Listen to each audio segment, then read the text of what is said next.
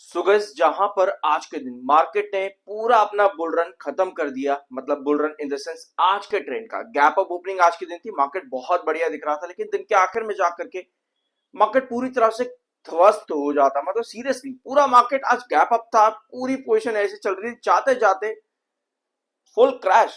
मतलब बहुत अजीब मार्केट था आज के दिन। डिस्पाइट इसके कि 126% का टैरिफ जो लगाएगा यूएस, उसकी अपडेट आ चुकी थी। उसके बाद मार्केट गैप अप भी था। कहीं ना कहीं मार्केट क्या क्या आज के दिन कोशिश कर रहा था, अपने गिफ्ट निफ्टी इंडेक्स को रिफ्लेक्ट करने की कोशिश पूरी की पूरी चल रही थी। और ये पिछले 3 सेशन से अगर आप गिफ्ट निफ्टी को देखोगे तो अगले दिन उठ करके जब सेंसेक्स खुलता है ना, तो उसी चीज को रिफ्लेक्ट करता है, पूरा गिफ्ट निफ्टी को रिफ्लेक्ट करता है, पूरा ट्रेंड वहां पर जाकर के आप चेकआउट करना इस चीज को बहुत डिटेल में आपको समझ में आएगा। बट आज के दिन क्रैश आया मार्केट में, लेकिन केन्स टेक्नोलॉजी स्टिल एक अच्छा मोमेंटम बना करके उसको कैरी फॉरवर्ड करता देखने को मिला। अब आज की कैंडल कैसी है, मैं आपको यहाँ पर लॉन्ग टर्म पोजीशन देखेंगे और साथ में अभी शॉर्ट टर्म में क्या चल रहा है, सब चीजों को समझेंगे। सब्सक्राइब कर देना एक प्यारा सा, आई एम NISM 7 सर्टिफाइड। क्या है आज के दिन की अपडेट्स केन्स टेक्नोलॉजी को लेकर के, पहले उस पर आते हैं। ठीक है, सो केन्स टेक्नोलॉजी आरवीएनएल पर मैंने कल आप लोगों के साथ वीडियो अपलोड कर दिया, जरूर चेकआउट कर लेना जाकर के। केन्स टेक्नोलॉजी एंड आरवीएनएल ये future and option banks FNO bank के अंदर जा सकते हैं बहुत जल्द। ठीक है, ये अपडेट आपको देखने को मिल रही है। मैं आपको दो टारगेट्स दिखाता हूं यहाँ पर। केन्स टेक्नोलॉजी में मोतीलाल ओसवाल ने 5,000 का टारगेट दिया था बाय की रेटिंग के साथ में 6 फरवरी। 6 फरवरी को मोतीलाल ओसवाल ने ये टारगेट दिया। इसके अलावा एक टारगेट और आता है 6 फरवरी को ही, 5,502 का टारगेट आता है प्रभुदास लीलाधर की तरफ से। अब 6 फरवरी को मोतीलाल ओसवाल ने जो टारगेट दिया था वो 5,000 का था, लेकिन अब मोतीलाल ओसवाल का कहना है प्रेजेंट लेवल्स जहां पर इस समय स्टॉक है, आपको भाई यहां से एक बड़ा ब्रेकआउट दे सकता है केन्स टेक्नोलॉजी भी और डिक्सन टेक्नोलॉजी भी। अगर डिक्सन टेक्नोलॉजी आप इसके बारे में इंफॉर्मेशन चाहते हो तो मेरे चैनल पर ऑलरेडी अवेलेबल है, प्लीज जाकर के देख लेना। ठीक है, चैनल पर अवेलेबल है वीडियो, मैंने सारे लॉन्ग टर्म ट्रेंड आपको बता रखे हैं।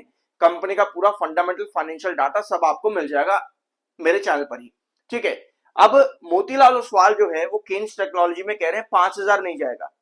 ठीक है, पहले इन्होंने क्या कहा था कि भाई 5,000 जाएगा, लेकिन अब मोतीलाल ओसवाल कह रहे हैं कि भाई 5,000 नहीं, 8,200 जाएगा।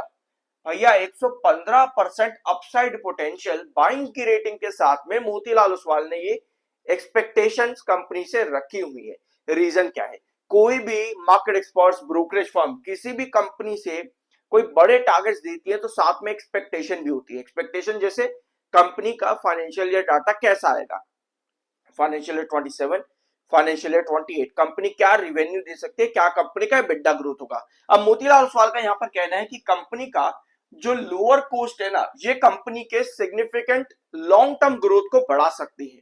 ठीक है, जो कि कंपनी के स्मार्ट मीटर बिजनेस के बढ़ने से और एक्सपैंड होगा क्या, कंपनी का रेवेन्यू और कंपनी की टोटल स्पेंडिंग जो है वो कम हो रही है, और साथ में कंपनी सेल्फ सफिशिएंट है अपने हाईटेक मटेरियल्स के अंदर।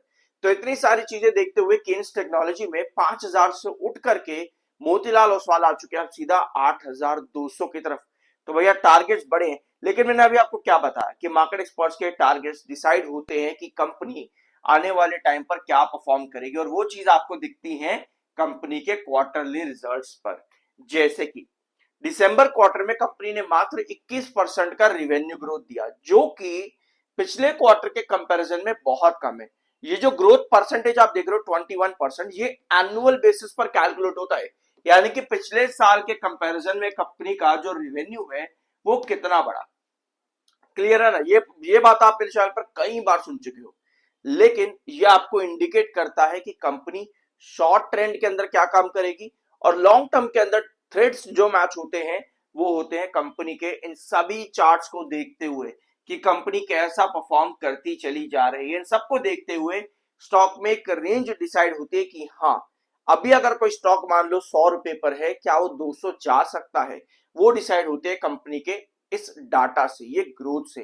क्योंकि यही ग्रोथ कंपनी के EPS, price to book ratio और पीबी रेशियो, ये तीनों डिसाइड करते हैं कि कंपनी की वैल्यूएशन क्या होनी चाहिए। अब ये सब मैं आपको इसलिए बता रहा हूं क्योंकि मार्केट एक्सपर्ट्स के टारगेट्स बहुत बड़े हैं। 47.5 का एमएफआई है, 49.4 का आपका आरएसआई है। वीडियो में यहां तक आए हो, एक प्यारा सा सब्सक्राइब जरूर करना लंबी सांस लेकर के। ठीक है, ये है केन्स टेक्नोलॉजी का एक बड़ा चार्ट। यहाँ इस पूरे चार्ट पर आपको मजा तो बहुत आ रहा होगा ये देख करके कि भाई स्टॉक ने बहुत बढ़िया रिटर्न दिए हैं, लेकिन ये रिटर्न क्यों दिए स्टॉक ने, इसका पास्ट जानने के लिए करनी पड़ती है रिसर्च। इस स्टॉक ने बड़ी गिरावट भी दी है यहां पर भी, लेकिन क्यों दी है इसको जानने के लिए क्या करना पड़ता है, रिसर्च।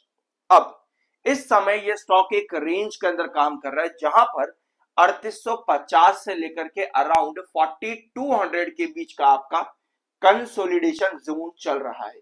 मैंने आपको लास्ट वीडियोस में भी बताया कि केन्स टेक्नोलॉजी में ये जो आपका ऊपर के दो लेवल्स है ना, 4200 और 3900 के ये दो ट्रेंड्स, 4200 और 3900 के जो दो ट्रेंड्स है ना केन्स टेक्नोलॉजी में, ये इतने इंपॉर्टेंट है कि अगर आप इधर देखोगे आपको नजर आएगा कि भाई इस रेंज पर स्टॉक कंसोलिडेट करके गिरा, इस रेंज पर स्टॉक कंसोलिडेट करके ब्रेकआउट दिया, इस रेंज पर ही स्टॉक ने कंसोलिडेट करके ही ब्रेकआउट दिया। यानी भाई ये रेंज इतनी इंपॉर्टेंट है ना कि इतने खराब मार्केट के अंदर भी, इतने वॉलेटाइल मार्केट के अंदर भी ये स्टॉक इस रेंज को तोड़ने को तैयार नहीं है।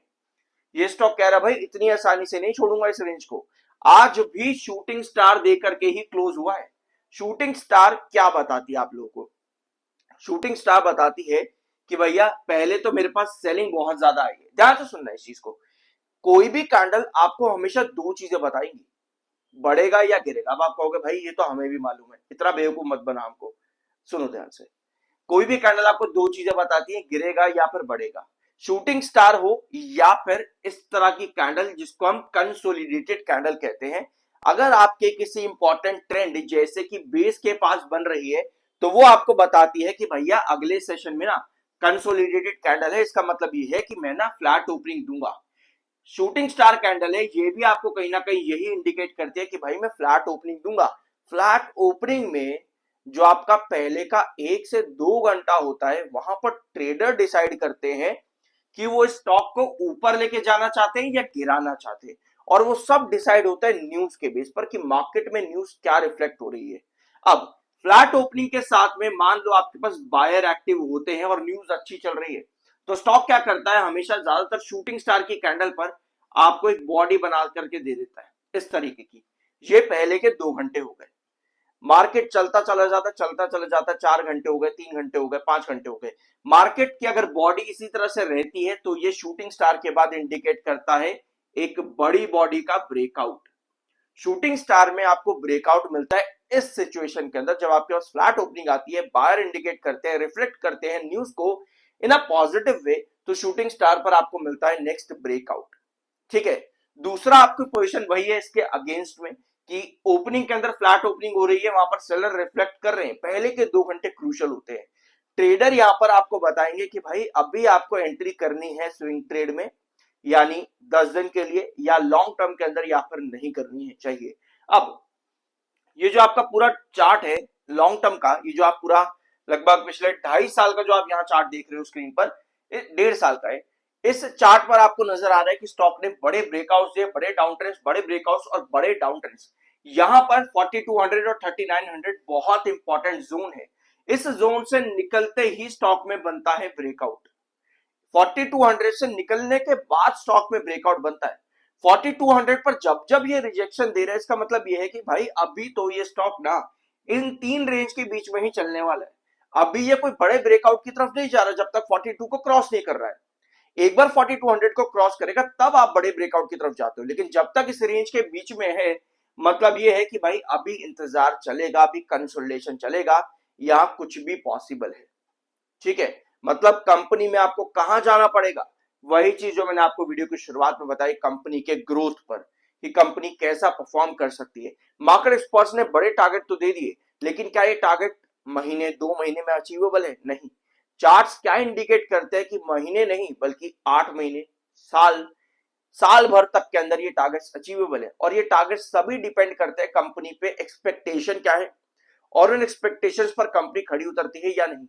ये चीजें आप यूजुअली तब देखते होगे जब कंपनीज के रिजल्ट्स आते हैं। कंपनी के जब रिजल्ट्स आते हैं तब आप देखते हो कि यार इतना कंपनी से जो है एक्सपेक्टेशन थी और कंपनी ने इतने रिजल्ट्स दिए, तब आप मार्जिन की बात करते हो।